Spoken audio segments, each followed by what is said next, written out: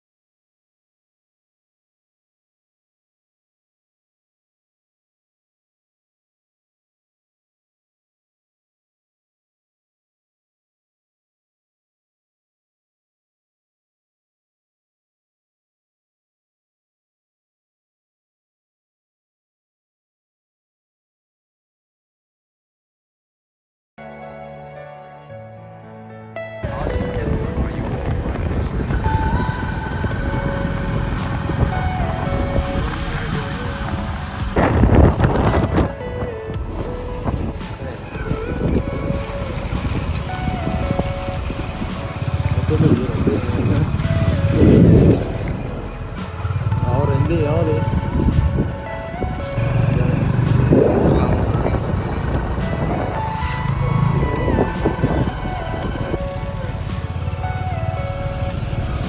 ਓਹੋ ਉਹ ਭਰਾਵਾ ਹੌਲੀ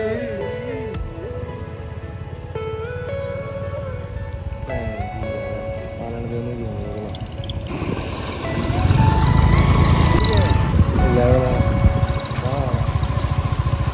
ਪਾਣੀ ਵੇਖ ਲਓ ਰੋਡ ਆਹ ਦੇਖੋ ਪਾਣੀ ਚੱਲ ਰਿਹਾ ਠੰਡਾ ਹੈ ਬਈ ਪਾਣੀ ਸੱਚੀ ਬੜਾ ਠੰਡਾ ਆ ਚੱਲ ਪਾਣੀ ਦੀ ਢਾਲ ਬਹੁਤ ਵਾ ਮੋਟਰਸਾਈਕਲ ਨਾਲ ਖਿੱਚ ਲਵੇ ਪਾਣੀ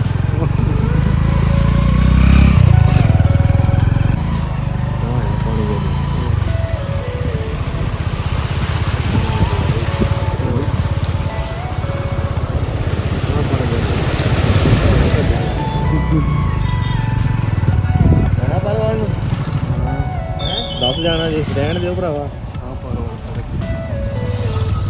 ਦੀ ਸੜਕ ਜਾਣਾ ਇੱਧਰ ਨੂੰ ਕਿਆ ਕਰਨ ਜਾਣਾ ਨਹੀਂ ਜਾਣਾ ਆਪਾਂ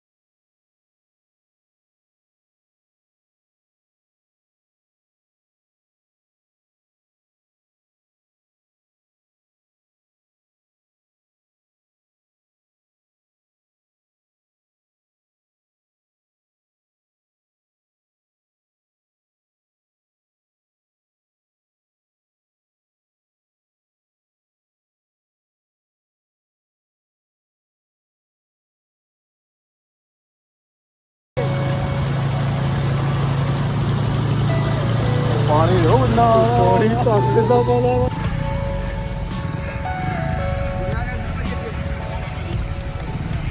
ਸੋ ਦੋਸਤੋ ਅਸੀਂ ਦੁਬਾਰਾ ਆ ਗਏ ਹਾਂ ਅਨੰਦਪੁਰ ਸਾਹਿਬ ਰੋਡ ਤੇ ਜੇ ਤੁਸੀਂ ਪਿੱਛੇ ਦੇਖ ਸਕਦੇ ਹੋ